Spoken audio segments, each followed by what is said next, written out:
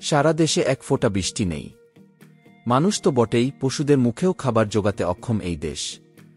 দেশের মানুষদের বাঁচাতে তাই এবার বড় সিদ্ধান্ত নিল নামিবিয়া সরকার। কি সেই সিদ্ধান্ত?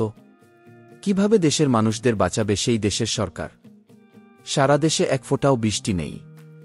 এই মুহূর্তে ভয়াবহ খরার মুখে দাঁড়িয়ে দক্ষিণ পশ্চিম আফ্রিকার দেশ নামিবিয়া। বৃষ্টির অভাবে দেশে চাষবাস প্রায় নেই। শস্য ভাণ্ডারও শেষের মুখে। মানুষ তো বটেই, অন্যান্য প্রাণীদেরও খাবার জোগাতেও অক্ষম নামিবিয়া সরকার। দেশের মানুষের মুখে খাবার জোগাতে তাই অবশেষে বড় সিদ্ধান্ত নিল আফ্রিকার এই দেশ। ভয়াবহ খরার মুখে পড়ে দুবেলা দুমুঠো খাবারও জোগাতে পারছে না আফ্রিকার নামিবিয়া নামক দেশের মানুষরা। দেশটির 1.4 মিলিয়ন জনসংখ্যার প্রায় অর্ধেক খাদ্য সংকটের কারণে নিরাপত্তাহীনতায় ভুগছেন, আর তাই গোটা বিষয়টি মাথায় রেখে দেশের জীবজন্তুদের মেরে দেশবাসীর মুখে খাবার তোলার সিদ্ধান্ত নিল নামিবিয়া সরকার।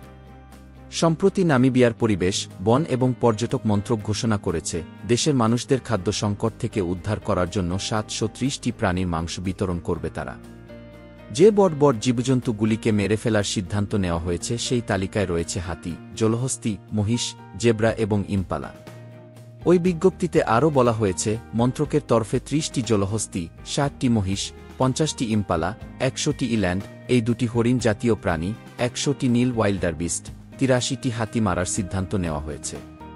এই বন্যপ্রাণীতে সংগ্রহ করা হয়েছে জাতীয় উদ্যান এবং আশেপাশের এলাকা থেকে। বিজ্ঞপ্তিতে বলা হয়েছে, এখনও পর্যন্ত মাঙ্গেত্তিতে বিভিন্ন প্রজাতির 157টি প্রাণী শিকার করা হয়েছে। পেশাদার শিকারীদের এই বন্যপ্রাণী শিকার করার দায়িত্ব দেওয়া হয়েছে। হত্যা করা প্রাণী থেকে মোট 56,875 কিলোগ্রাম মাংস পৌঁছে দেওয়া হয়েছে ক্ষুধার্ত দেশবাসীদের মধ্যে। বাকি প্রাণীগুলিকেও শীঘ্রই শিকার করে তাদের মাংস দেশবাসীর কাছে পৌঁছে দেওয়া হবে বলে জানিয়েছে নামিবিয়ার পরিবেশ মন্ত্রক। এত ভয়ঙ্কর আকার কেন হল? নামিবিয়ার এই দুর্দশার মূল কারণ হল এল নিনো। প্রাকৃতিক নিয়ম অনুযায়ী দক্ষিণ আমেরিকার উপকূল থেকে উষ্ণ সমুদ্রের জল পশ্চিম দিকে সরে গিয়ে এশিয়া অস্ট্রেলিয়া উপকূলের কাছে কেন্দ্রীভূত হয়। কিন্তু দুর্ভাগ্যবশত এল নিনোর ফলে প্রশান্ত মহাসাগরের যে অংশ ঠান্ডা থাকার কথা তা ক্রমাগত উষ্ণ হতে শুরু করে।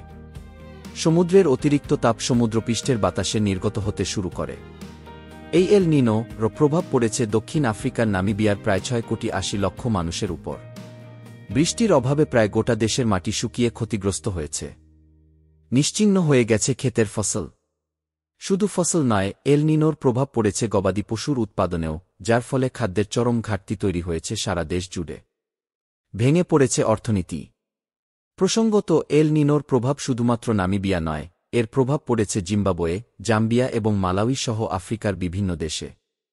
বিশেষজ্ঞদের মতে 2018 থেকে 2001 পর্যন্ত নামিবিয়া একাধিকবার খরার কবলে পড়েছে, কিন্তু এর আগে আফ্রিকার এই দেশে এত ভয়াবহ খরা দেখতে পাওয়া যায়নি।